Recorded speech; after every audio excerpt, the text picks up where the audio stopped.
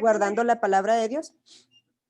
Y este salmo, pues vamos a verlo porque es un salmo que escribió este joven de una manera que lo tomó muy personal y se llama William Borden. Entonces, este muchacho fue el primer hijo de 4 hijos de William Borden y su mamá. Y la mamá que se llamaba, ay, válgame, Mary. Mary Flower. No, Mary nada más. Mary. Entonces, bueno, el caso es que ellos fueron 4 hijos y este muchacho, la razón por la que entró en este libro, su biografía, si ustedes vieran, o sea, que es algo bien corto y es una de las biografías, yo creo que están como más tristes por un lado, ¿no? Por un lado, o humanamente, de este libro. Y tiene que ver con, no sé si han escuchado también esa frase de que las mayores bendiciones o las bendiciones más grandes de la vida que nosotros tenemos vienen acompañadas con algunas lágrimas o algunos sufrimientos. ¿Por qué? Porque yo creo de las mayores, si yo les pregunto a ustedes cuáles son sus mayores bendiciones, yo creo que la mayoría sí podríamos decir, aparte de Dios, ¿verdad? Y su salvación, sí podríamos decir nuestra familia, ¿no? Nuestros papás, nuestro esposo, nuestros hijos, y ya después a lo mejor le seguimos con los amigos. Ay, válgame, se cayó un espejo, perdón. Los hermanos en Cristo y ya podemos seguirle, ¿no? La familia en la fe. Pero así como son las mayores bendiciones, pues también cuando pasa algo con ellos, pues sufrimos más que si fuera alguien que ni conocemos, ¿verdad? O sea, un hijo nos duele muchísimo más que cualquier otra persona, nuestros papás, ahorita que estábamos hablando de la familia, ¿no? Y todo eso, pues nos duele. Y en este caso, vamos a ver un poquito de ellos.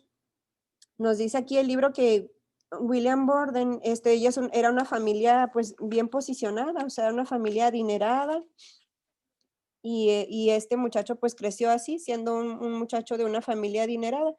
Y aunque su mamá dice que conoció de Dios desde casi toda la vida, hasta los 33 años, realmente ella creyó para salvación o tuvo una fe personal salvífica, dice quién, y es de la época de 1894.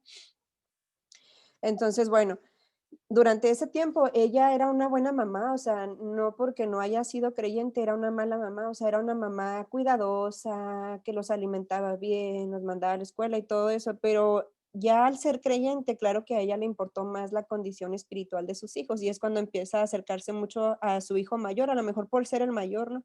Igual yo creo, aquí dice que atendió igual a todos, pero como que hubo un lazo especial entre el mayor y ella. Y entonces empezó a acercarse mucho a él, a enseñarle y a guiarlo a la fe. Y bueno, cositas así prácticas de la vida que ella hacía es que, por ejemplo, todos los días antes de ir a la escuela, oraban juntos, o sea, ella se ponía a orar y le pedían a Dios, dice, orando, pidiendo que él se rindiera gozosamente a la voluntad de Dios para que pudiera dar gloria a Dios durante ese día. Entonces, todos los días antes de irse a la escuela, se ponían a orar, ¿no? Juntos y bueno, para que todo lo que hagas sea para la gloria de Dios. Y luego dice que este niño, William, mostró mucho interés desde muy joven en pues todo lo relacionado al cristianismo, en Dios y todo eso, en aprender. Entonces, Mary pues respondió a su interés muy rápido. O sea, ella se esforzó más, o sea, así como dijo, él tiene interés, yo tengo que aprovechar que él tiene interés y esforzarme más. Entonces dice que ella se esforzó más para enseñarle y para instruirlo junto también a sus otros hijos. Y que un día sí, no sé si era una tarea que estaban haciendo o qué, pero que les preguntó a todos que sí qué querían ser cuando fueran grandes. Y ella se sorprendió de la respuesta de su hijo. Y ahí en la respuesta pues se da uno cuenta, ¿no? Y también ella se dio cuenta de que pues que él era muy maduro para la edad que tenía y que él tenía ya una convicción en cuanto a su fe muy firme porque la respuesta que él puso fue, cuando crezca quiero ser un hombre honesto, un hombre de verdad, amable, bondadoso y fiel. Entonces, así como que un niño, pues a lo mejor te dice, quiero ser bombero, o yo qué sé, ¿no? Algo así, pero de repente así como que escuchar a este chico, a este muchacho, ¿no? Que dijo, no, yo quiero ser un hombre verdadero, o sea, un hombre de Dios. Entonces, pues qué bendición. Y en cierta forma Dios bendijo ese deseo de este joven y pues también de su mamá, que lo estuvo guiando hacia el Señor. Y bueno, dice que, bueno, este joven creció y cuando ya creció, él antes de entrar a la universidad hizo un viaje y pues les digo que era una familia adinerada. Entonces el viaje fue un viaje, imagínense qué padre, alrededor del mundo. Entonces él viajó por todo el mundo y pero algo que a lo mejor uno viaja, pues bueno, pensando en nuestro tiempo, ¿no? Y te tomas fotos en todos lados, ¿no? Así como que, ah, sí, aquí está la pirámide o acá está la torre o yo qué sé. Pero dice que él se quedó sorprendido al ver la cantidad de personas que no conocían de Dios en otros lugares. O sea, que porque él menciona que fue a China y a diferentes lugares, ¿no? Entonces, como que él se quedó sorprendido y dice: "Es que es tanta gente en el mundo que no conoce de Dios". Entonces, él dice que ese viaje lo cambió, o sea, totalmente lo cambió. Y cuando él regresó del viaje, él entró a la Universidad de Yale y lo primero que hizo fue clavar ese versículo en la pared de su dormitorio, el que les acabo de leer. ¿Con qué limpiará el joven su camino? Con guardar su palabra. Entonces él se propuso en su corazón guardar la palabra de Dios, aprenderla y guardarla. Y ese mismo salmo, el Salmo 119:11, dice, ah, en mi corazón he guardado tus dichos para no pecar contra ti. Entonces, uno, la palabra de Dios limpia y la otra te ayuda a no pecar. Cuando tú la conoces y la tienes guardada en tu corazón, pues te ayuda para no pecar. Y él también escribió eso en la primera hoja de su Biblia. Y, y algo que fue notable en él es que muchos se dieron cuenta de que él era muy generoso, o financieramente era un hombre muy generoso, pero no solo se acercaban o llamaba la atención por ser generoso, porque, pues, claro que imagínate, pues, el amigo que le picha a todos, ¿no? Pero no, él llamaba la atención porque también dicen que se notaba mucho que era un hombre muy espiritual, un joven, un muchacho muy espiritual, y también se destacó por su liderazgo. De hecho, él hizo varias como obras sociales para ayudar a mucha gente, pero con la intención de que conocieran de Dios. Entonces, como que realmente él no se aferró tanto a sus riquezas y no es malo, en sí el dinero no es malo ni tener dinero, el amor al dinero es lo malo, ¿verdad? Amar tanto el dinero o más cualquier cosa que amemos más que a Dios. Pero el asunto es que aquí lo que nos dice es que, pues no, él se destacó por eso, lo llegaron a reconocer por eso. Entonces, a uno de los comentarios de uno de sus compañeros fue, llegó a la universidad mucho más adelantado espiritualmente que cualquiera de nosotros, dice, ya le había dado su corazón a Cristo en entrega total y verdadera. Los que éramos sus compañeros de clase aprendimos a confiar en Él y a encontrar en Él una fortaleza que era sólida como una roca, simplemente por su propósito definido y fijo y por su consagración. O sea que era algo, en cierta forma, sí era algo notorio, este, cómo era él.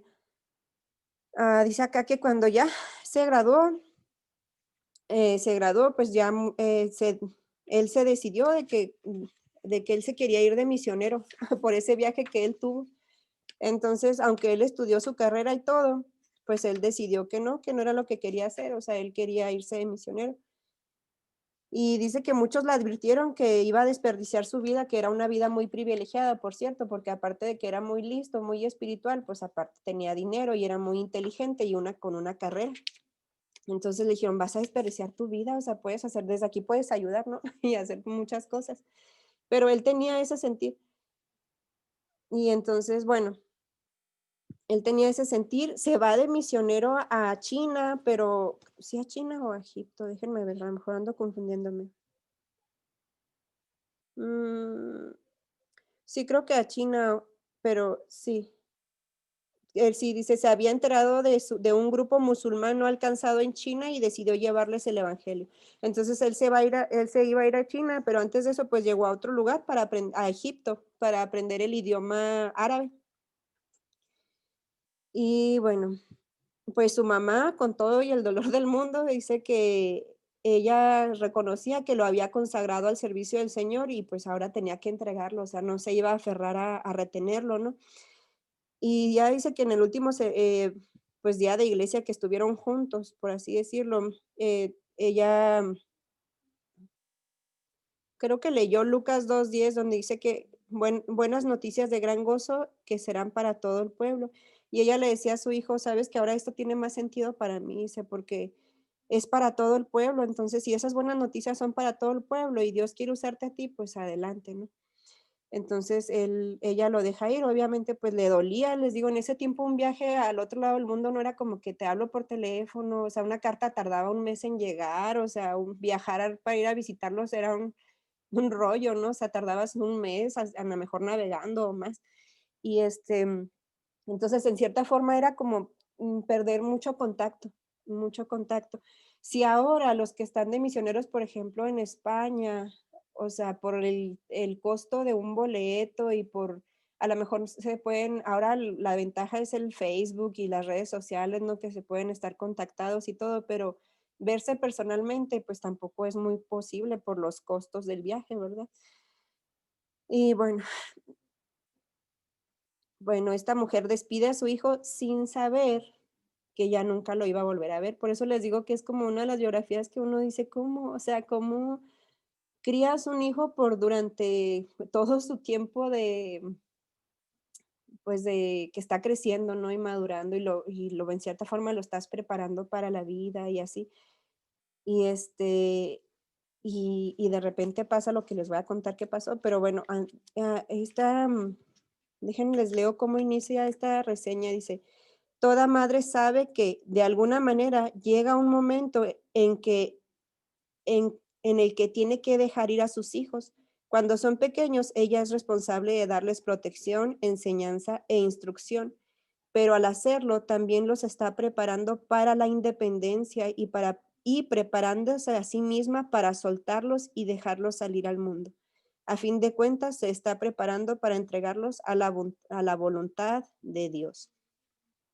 Entonces, yo no sé si habían meditado en eso, de que al estar ustedes criando a sus hijos, que los están protegiendo, que los están enseñando, no es para tenerlos para ustedes, sino para que ellos sean hombres y mujeres independientes. Obviamente, pues tienen que honrar a los papás, ¿verdad? Y eso no se pierde con el hecho de que sean independientes, pero no los deben de criar para tenerlos ahí atados a ustedes. O sea, hay familias donde les cuesta tanto trabajo dejar, o sea, soltar a los hijos, y con soltar a los hijos yo no me refiero a que te descuides totalmente, te desligues de ellos, ¿no? O sea, pues para eso existe el teléfono, las visitas y todo eso, pero tienes que dejarlos ir. Entonces, y los dejamos ir muchas veces no solo porque se casan, sino porque deciden estudiar en otro lugar a lo mejor aquí en México no es tan común porque aquí las familias son como que más de familia extensa, ¿no? Y que vivimos todos juntos y todo eso, o un hijo se queda en casa hasta que ya se casa, aunque ya tenga trabajo y todo, muchas veces se queda en casa. Pero en otros países, en cuanto tienen trabajo y tienen ingresos, ellos se independizan, aunque todavía no estén casados ni nada de eso. Entonces, bueno, el asunto es que es parte de la vida, porque la Biblia dice, ¿verdad?, que el hombre dejará a su padre y a su madre, o sea, no podemos aferrarnos a que estén siempre con nosotros. Entonces, al estarlos preparando a ellos, es lo que les decía, yo no sé si ustedes también al mismo tiempo están preparándose a sí mismas para soltarlos y dejarlos ir al mundo. O sea, de decir, lo preparo a él sabiendo que lo estoy preparando para el mundo en el que está viviendo, que es un mundo complicado, ¿verdad? Pero al mismo tiempo me preparo a mí misma para soltar. Y es algo en lo que había estaba pensando, y de veras que yo no sé, a lo mejor porque había leído ya esto hace buen rato, pero porque tiene una frase aquí que yo la traía todo tengo, yo no les miento, yo creo que tengo como un mes con esa frase, y ahora que estaba repasando esto, dije: "Ay, yo creo de ahí salió", y ni me acordaba. Pero bueno, ¿por qué les digo esto? Y ahorita les digo la frase. Pues bueno, este muchacho llega y apenas habían pasado 3 meses que él está en Egipto aprendiendo el idioma y le dio meningitis cerebral. Y en el tiempo que él vivía, pues obviamente no había lo necesario para sobrevivir, así que él murió. Él se enfermó y antes de que él, pudieran notificarle a su mamá que estaba muy enfermo, ya su papá también había fallecido, por cierto, aquí. Nada más estaba la mamá y los hermanos. La mamá había iniciado un viaje para ir a verlo, entonces les digo, los viajes duraban mucho, entonces no la alcanzaron a notificar a ella, pero ella ya iba en camino porque quería ir a saludarlo y ver cómo estaba y todo. Entonces, cuando ella llega, dicen que ya tenía 4 horas que había muerto. Entonces ella sí llega el día que él fallece, pero ya no lo alcanza vivo. Entonces él murió, dice, un 9 de abril de 1913 con solo 25 años de edad. Entonces, les digo, por eso es como una de las así como biografías más tristes, porque los otros como quiera tú los ves que crecen, que hacen sus misiones o levantan sus iglesias o ministerios, algunos todavía están vivos, como el último que vimos, ¿no? De Christopher Grant. Este, pero él terminó su vida bien joven, y entonces como que dice, uno podría pensar, ¿cuál es el propósito? Entonces, haberlo criado, haberlo preparado, darle una educación tanto en lo espiritual como en lo secular, am, de que Dios lo llame y dejarlo, soltarlo en cierta forma, o sea, dejarlo ir y para que al último, pues no, o sea, ni tuvo chance de desarrollar un ministerio porque falleció. Antes todavía ni aprendía el idioma, ¿no? Falleció a los 3 meses de haber salido. Entonces, como que de pronto uno dice, pues no, o sea, ¿qué, por qué? Pero bueno, les digo, es como, por lo que les decía, ¿no? Las mayores bendiciones vienen acompañadas de también los sufrimientos más grandes. Y en cierta forma yo creo fue así para la mamá de él. Ah, dice que cuando Mary llegó ahí, a Mary la mamá, cuando llegó con donde estaba él, pues ya ella recogió sus cosas y, no, y agarró la Biblia de él y ella vio que tenía anotaciones su hijo.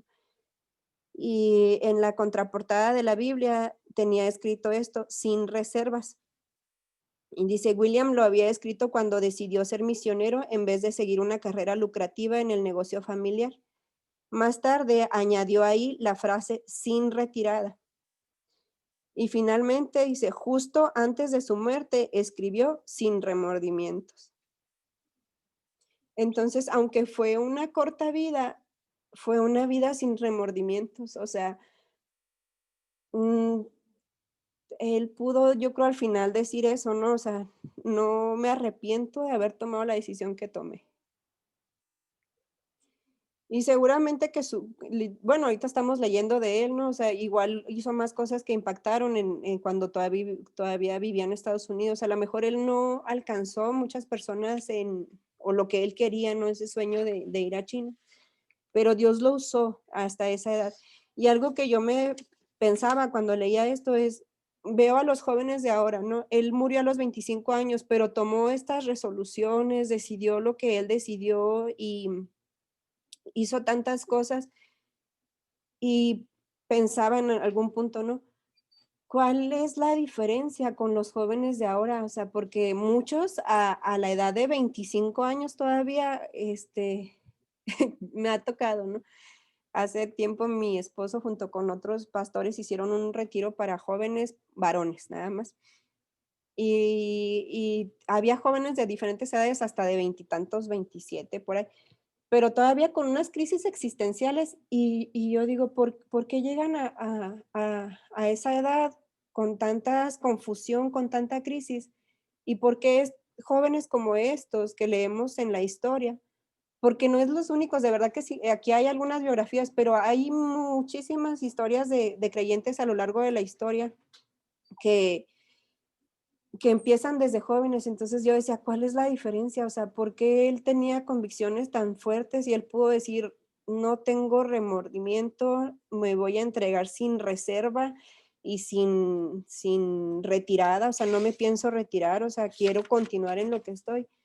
Este, y que no tenían esas crisis o esas confusiones que ahora los muchachos enfrentan. Entonces, yo pensé antes, ¿verdad? Yo pensaba, y ahorita ustedes me comentan, a ver ustedes qué opinan. Antes yo pensaba que era una cuestión de madurez, que los muchachos de ahora como que no los entrenamos bien para el mundo y llegan a ciertas edades con tanta inmadurez. O sea, porque antes a esa edad ya eran hombres que tenían que ser responsables de su familia, muchos se casaban muy jóvenes, a lo mejor inclusive sus papás se casaron muy jóvenes y tuvieron que hacerse responsables, ¿no?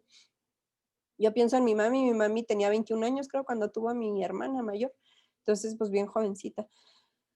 Y, yo pensaba que era una cuestión de madurez, pero también me he topado con jóvenes que tienen crisis y son de verdad, cuando los escucho y escucho lo que tienen que decir, tienen razón para estar así también. O sea, no los puedo juzgar, no los puedo criticar en eso, pero me he dado cuenta que mucho tiene que ver más con, no están preparados para enfrentar ciertas cosas de la vida, pero no porque no quieran, sino porque no se les dio lo que necesitaban para enfrentar la vida en el tiempo de crecimiento. O sea, hablaba con una persona ya hace tiempo y decía, no, pues fue al psicólogo y el psicólogo le dijo que tenía una huella de abandono. Le digo, pero tiene papá y mamá, tiene familia, o sea, no fue un niño de huérfano, no fue un niño de la calle, ni nada de eso. ¿Por qué tiene una huella de abandono? Entonces, es pues, porque no tenía papás presentes, eran papás ausentes, ¿no? Padres ausentes. Y entonces digo yo creo llegan a esa edad ahora porque tiene mucho que ver la crianza que les damos. Yo, de verdad que en este punto yo pienso que muchos de los problemas de los jóvenes son más problemas de los papás, o sea, tienen más que ver con los papás. Una porque veo esto y veo todas estas biografías que hemos estado viendo y eran mamás que estaban bien involucradas en la vida de sus hijos, o sea, y papás, en algunos también papás, no solo la mamá. Entonces yo digo, hay una brecha, en algún momento perdimos eso, se hizo una brecha donde ya no nos involucramos tanto en la vida de los hijos, que no sabemos ni qué música les gusta, o por qué no les gusta una cosa, o qué piensan de algo, o por qué usan ciertas cosas, o qué filosofías creen y todo eso. Porque a veces pensamos que están bien, pero de repente, a lo mejor a veces usan cosas por moda, pero otras tienen que ver con formas de pensar, no es moda, sino es toda una filosofía detrás de eso, ¿no? Entonces yo estaba pensando en eso. Ahorita si ustedes gustan, pues me hacen sus comentarios. Y lo que nos dice aquí el libro dice, sin Cristo no hay explicación para una vida como esta. O sea, sin Cristo diríamos, qué desperdicio de vida, de verdad, así como le decían a él. O sea, pudo haber hecho muchas otras cosas, a lo mejor pudo haber ayudado más, ¿no? Haber dicho eso, porque pues era un hombre de posición, les digo, era rico. Pero Cristo lo vale todo. O sea, si alguien vale la pena, ese es Cristo. Y él lo consideró así, por eso puso sin remordimientos. Y él mismo puso esos versículos como que los hizo muy parte de sí mismo. Entonces, bueno, dice aquí, si eres mamá, tú también debes orar que se haga tu voluntad como en el cielo, así también en la tierra. Y eso puede incluir que Dios decida qué va a hacer con tus hijos. Y yo creo que esa es la parte que a veces nos cuesta trabajo como soltarnos y es aprender a confiar en Dios, aprender a confiar en que Dios es bueno y sus planes son buenos para nuestros hijos y que son mejores que los que nosotros podamos tener, ¿no? Y entonces dice aquí, dice, aprende a orar esto, es la oración del Padre Nuestro, pídelo para ti misma, o sea, para que se haga la voluntad de Dios para ti y también para tus hijos, para entregarlos a la voluntad de un Dios fiel. Dice, y al orar, y esta es la frase que les digo que traía así desde hace un buen rato y no sabía si la había leído en algún lugar. Dice, al abrir tus manos hacia Dios, puedes confiar en que todo lo que se entrega a la causa de Cristo, tus posesiones, tu vida, tus hijos, será usado para su gloria eterna y para nuestro bien eterno. No nada más para lo que podemos ver aquí. Todo lo de aquí de la tierra, lo que podemos ver son cosas conmovibles, o sea, que se pueden conmover, se pueden mover, se pueden destruir, pero hay cosas inconmovibles, las eternas. Entonces dice, cuando abres tus manos para Dios, para confiarle todo, incluyendo a tus hijos, dice, debes confiar que va a ser usado para su gloria. Y les digo que tenía presente esta frase de tener las manos abiertas, porque ya ven que luego que inicia el año todo el mundo pone sus reflexiones de qué me enseñó el 2020 y reflexiones de fin de año y todo eso. Y yo estaba pensando, pues yo qué aprendí este año que sí fue muy diferente, ¿no? Y algo que había pensado era eso. Aprendí a tener, o bueno, estoy aprendiendo, todavía no lo tengo dominado, ni creo que todo, o no sé si algún día sí sea algo fácil para mí, pero sí entiendo el punto de tener las manos abiertas. Porque debes tener las manos abiertas para recibir las bendiciones que Dios te quiera dar, pero debes mantenerlas abiertas para dejarlas ir también cuando Dios te las pida. Eh, ¿Por qué lo digo que lo aprendí? Bueno, con Alicia yo la recibí con las manos abiertas, pero yo sé que tuve que tener las manos abiertas para dejarla ir, porque no era mía. Y fue una bendición tenerla, pero era una bendición temporal para mí. Sí, entonces con Mía fue lo mismo, o sea, todavía la tengo aquí y ya está bien grandota, grandota, al rato les mando una foto. Ya cumplió 3 meses ya. Y pues con lo mismo, o sea, la recibí con las manos abiertas, pero cuando estuve en el hospital y que me dijeron que probablemente no pasaba la noche, o sea, ay, o sea, llorar no, yo soy chillona, pero en ese momento era imposible no llorar, o sea, era así como que, y y se me vinieron muchas cosas a la mente, ¿no? De pronto uno piensa en tantas cosas, pero en ese momento también me vino este pensamiento y dije, pues es tuya, Señor, o sea, es- mis manos siguen abiertas, ¿no? Tú decides sobre su vida. Pero el asunto es que es tener las manos abiertas para todos, o sea, no nada más con ellos, porque al final, aunque sean hijos que salieron de nuestro vientre, también le pertenecen al Señor, toda vida le pertenece al Señor. Y es como un principio general para la vida cristiana también. ¿Por qué? Pues porque dejamos ir relaciones también, dejamos ir a veces entregamos otras cosas, tenemos las manos abiertas para dejar ir otras cosas y para dejar que otras nuevas entren también. Y pues son muchas cosas. Luego al rato enlisto todas las cosas que me hicieron pensar en este asunto de tener las manos abiertas. Y aquí hablaba y decía que cuando entregamos esto a la causa de Cristo, dice, abrir tus manos hacia Dios y puedes confiar en que todo lo que se entrega a su causa, a la causa de Cristo, será usado para su gloria. Entonces, es tener las manos abiertas y les decía, es de esa frase de que las mayores bendiciones también vienen acompañadas de un poco de dolor, porque pues también he platicado con Anaí y sé que también le está, bueno, todos yo creo hemos escuchado, ¿no? Cuando nos ha compartido, pues sé que es un tiempo también complicado para ellos por un lado, ¿no? Con Alexa. Y cuando Ever predicaba acerca de los sufrimientos físicos, uno luego se imagina así como Pablo, ¿no? Que te están latigando y golpeando y tú dices, no, yo creo que, pues no es que a todos nos va a pasar por ahí el Señor, pero debemos estar dispuestos todos, ¿verdad? Al sufrimiento. Pero el sufrir por la causa de Cristo, no por la vida, porque la vida te va a traer muchos sufrimientos de todas maneras, enfermedades y demás de cosas, pero sufrir por Cristo es otro asunto. No necesariamente tiene que verse así. Entonces yo pienso en Anaí, ¿no? Cuando ay, discúlpame Anaí, si quieres que me calle me dices, pero pienso Anaí, cuando al principio decías, cuando se enfermaba esta Alexa y que había que hacerle los estudios y que tú decías, ay señor, yo no pedí una niña tan enferma y pues te costó desvelarse y te costó estar batallando y todo eso.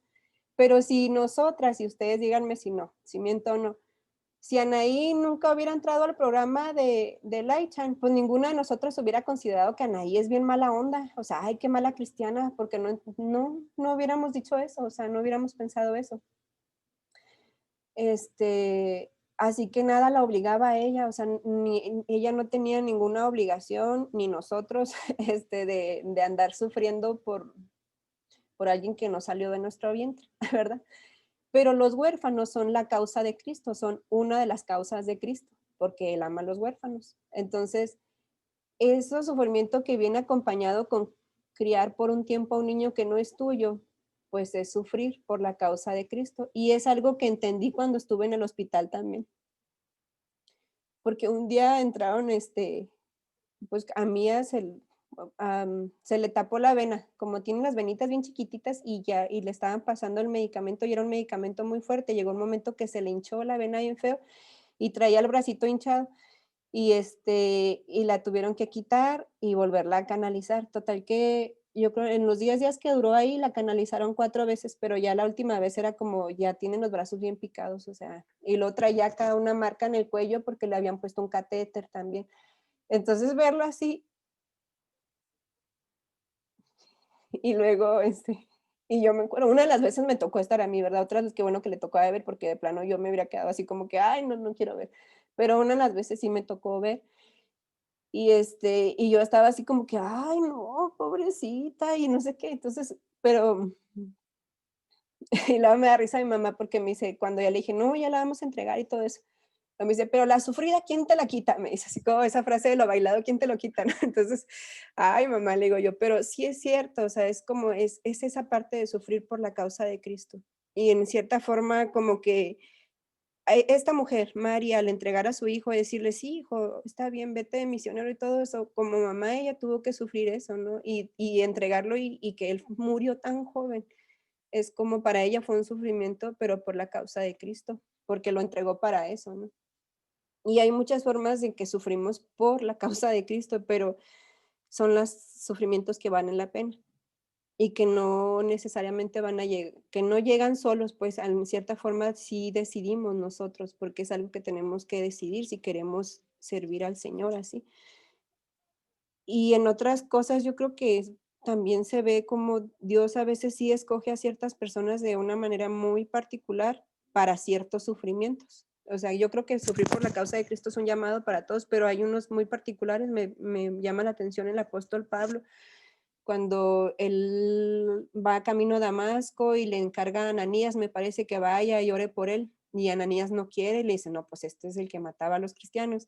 Y le dice, no, tú ve, porque tiene él, no sé si la frase es como que él le dice, él tiene que aprender cuánto no, le dice, yo le voy a enseñar cuánto debe sufrir por mí. No sé si lo han leído, pero yo digo, Pablo todavía ahí estaba así como recién se había tenido su encuentro con Jesús y el Señor ya está diciendo, él va a sufrir por mí. Y que si sufrió, o sea, fue apedreado, casi lo dieron por muerto, entonces, pues sufrió un chorro de cosas, naufragio, lo picó una serpiente y demás cosas. Entonces, pero bueno, es esto. Entonces, es como aprender a tener las manos abiertas, hermanas, para recibir las bendiciones que Dios nos da, pero también para dejar ir lo que Dios nos pide. Y eso puede incluir cosas materiales, como también las cosas que en el caso de este joven, él dejó ir las cosas materiales, por así decirlo, porque pues tenía una posición, tenía una carrera, tenía dinero y todo eso. Así que él abrió sus manos para entregarle eso a Dios y recibir un llamado. Y en el caso de su mamá, ella abrió sus manos para entregar a su hijo, ¿sí? Y bueno,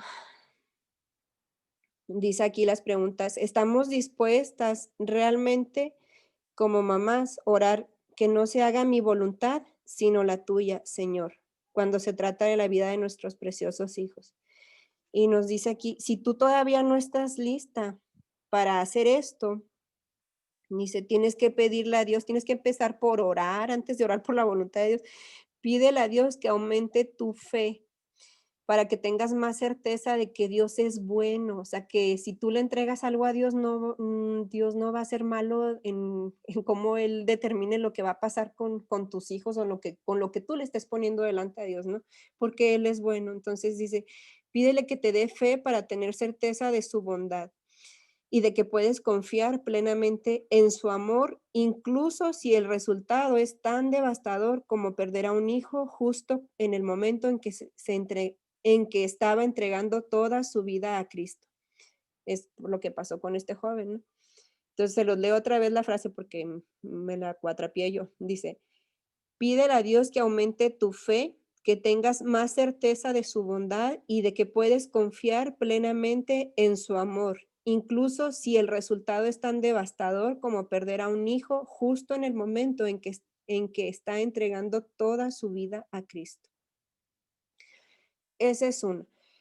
Y lo otro dice, seguramente esta querida mamá habrá enfrentado esta mamá de este muchacho, habrá enfrentado la tentación de preguntar, ¿por qué? O sea, ¿por qué pasó esto con mi hijo? O sea, si él te iba a servir y si yo quería servirte también y que él te sirviera y lo preparé, hice todo mi esfuerzo, ¿por qué? Dice, tal vez enfrentó la tentación de pelearse con Dios y lanzarse en contra de ese final tan triste de la vida de su hijo. Pero lo que la historia registra es que no fue así.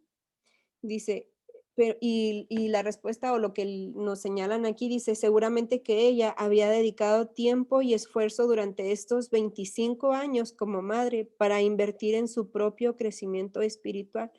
Porque si tú quieres que tus hijos crezcan y quieres tú influirlos, pues necesitas tú también estar creciendo. Si no, ¿cómo le das? O sea, ¿cómo les influyes? ¿Verdad? Entonces dice, seguramente que esos 25 años que ella estuvo preparando a este muchacho también estuvo, pues ahora sí que preparándose ella misma.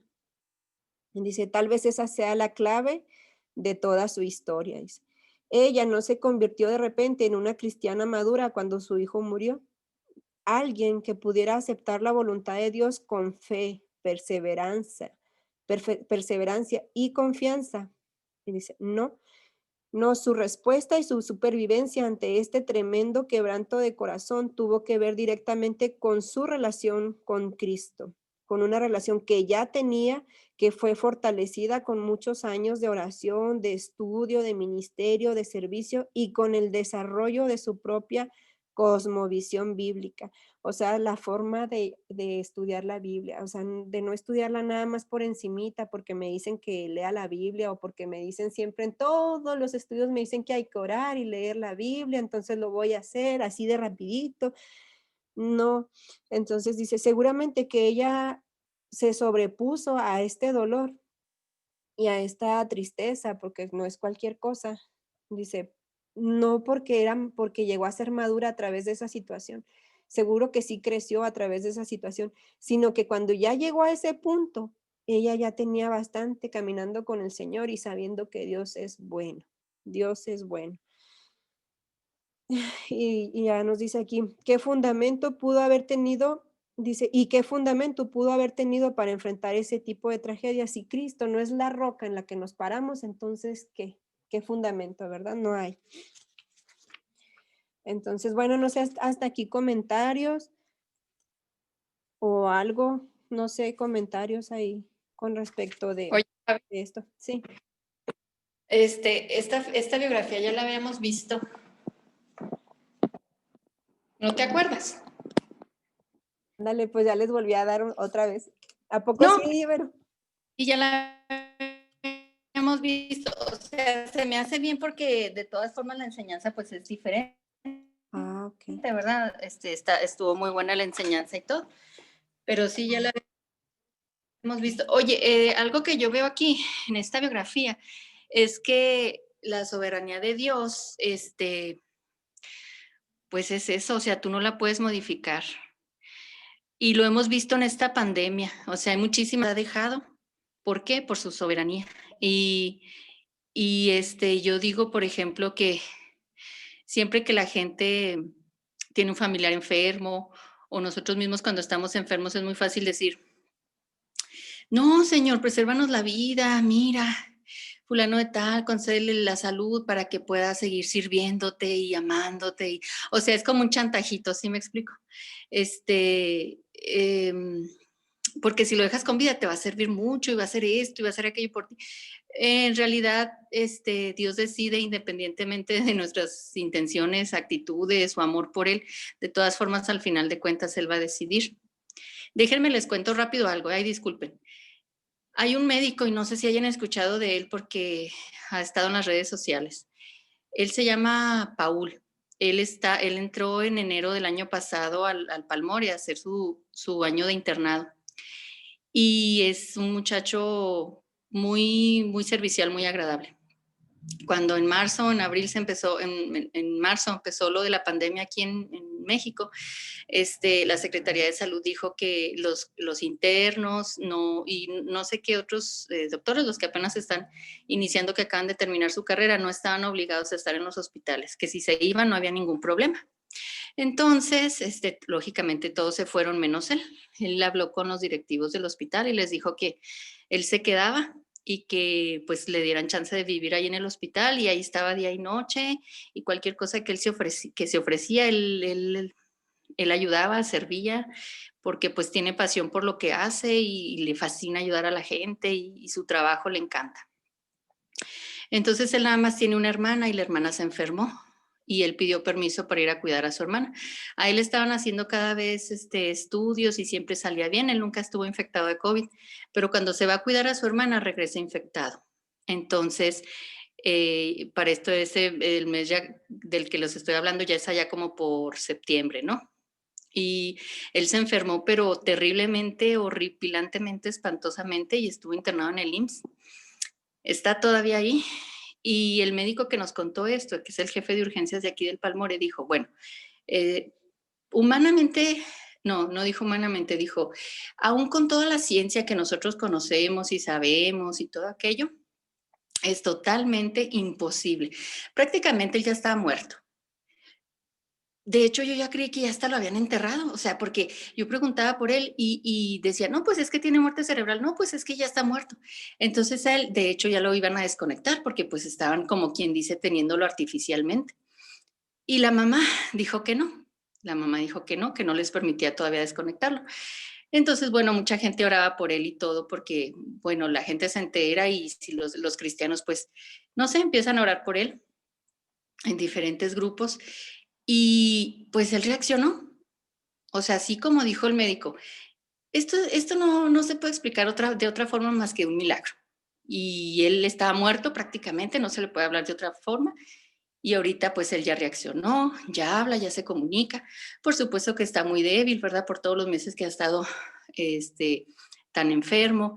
Eh, Se está recuperando, ya no está en unidad de cuidados intensivos, ya está en cuidados intermedios. Y de hecho lo van a pasar al Palmore pues para que, como le tienen mucho aprecio, lo van a tener ahí pues brindándole un servicio así como más de calidad para él. Entonces, eso les comento a las señoras de ahí del trabajo, o sea, que Dios es soberano. Y aunque queramos convencerlo, y yo me acuerdo de ese libro que se llama Cuando lo que Dios hace no tiene sentido, y tú dices, ay Señor, ¿cómo se te ocurre?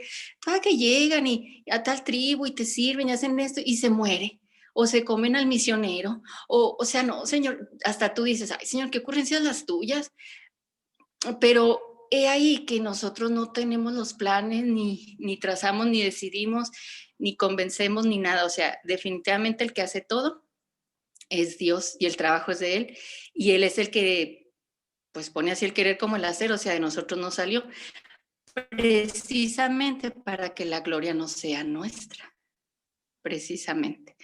Entonces, pues sí, esta historia a mí también se hace muy triste y muy absurda, o sea, tú también dices, ay Señor, pero qué ocurrencias las tuyas, pero bueno, volvemos a lo mismo, Dios permite todo con un plan perfecto y específico y por alguna razón. Pues imagínate, ya pasaron, ¿qué? 200 años y estamos hablando de este muchacho. O sea que parece que no dejó huella, diría uno, pues 25 años, o sea, pero la verdad es que sí. Entonces, Dios sabe, ¿verdad? Y por otro lado, pues nosotros no vemos lo que Dios ve, ni lo que viene a futuro, a lo mejor no sabemos lo que había después, ¿no?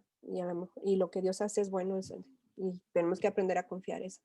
Pero sí, Dios es soberano. Hay un proverbio, ¿no? Que dice que del hombre es hacer planes y del Señor dirigir sus pasos. O sea, podemos hacer todos los planes que queramos, pero el que decide si sí o no, pues es el Señor.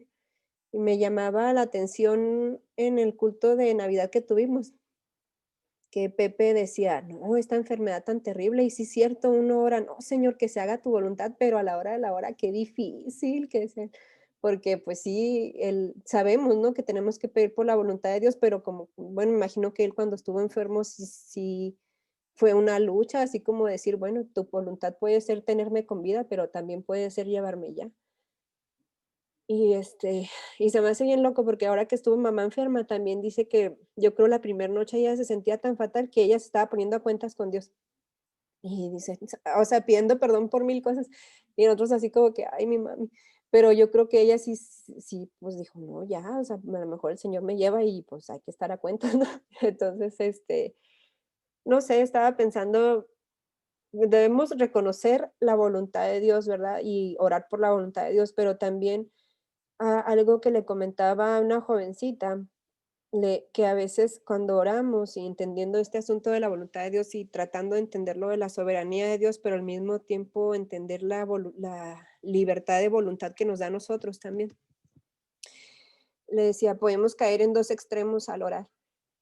Un extremo y eso porque otra persona me decía eso, dice, a veces, dice, lloro y parezco muy madura, dice, orando así, no, que tu voluntad sea hecha, Señor, y aceptamos esto, y como que parezco muy centrada, dice, pero a veces lloro así, dice, porque la verdad, Fabi, dice, me da temor acercarme a Dios y decirle, Señor, yo quiero esto, o sea, con mucha sinceridad, decir, yo quiero esto, porque me da miedo que su respuesta sea no, y me da miedo que entonces yo me enoje, o sea, me da miedo sentir que Dios me desilusiona. Entonces, como no quiero que me desilusione, pues siempre oro por su voluntad, así ya no me desilusiono.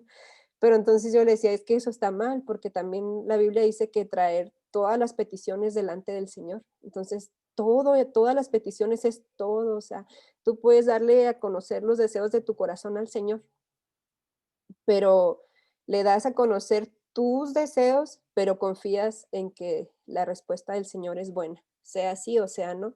Pero puedes, o sea, le digo, no, eso no te debe incapacitar para venir con mucha sinceridad delante de Dios y decirle, yo quiero, por ejemplo, como lo que decía Pepe, ¿no? Señor, o sea, me da miedo, yo quiero vivir, o sea, que se haga tu voluntad, pero si te soy sincera, yo quiero vivir, ¿no?